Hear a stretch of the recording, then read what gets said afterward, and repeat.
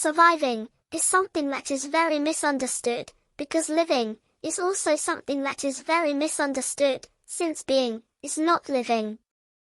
There is only life in understanding. To maintain oneself without understanding is to survive. To move from one place to another, or from one dimension to another, without understanding, is to survive.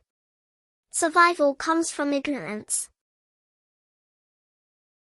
Knowledge is life that is always eternal. It is the light to be rescued.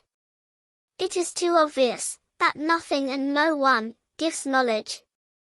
It is too obvious that knowledge is in the being itself and never leaves it. Rescue is just a figure to emphasize simple access. Liberation through knowledge is the act of permission to knowledge. That which is eternal is only limited by the creation that the being imposes on itself.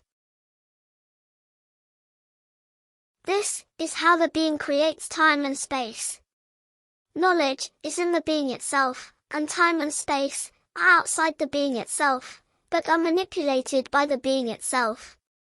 Manifestation is the delivery of attention to creations, always external to the being.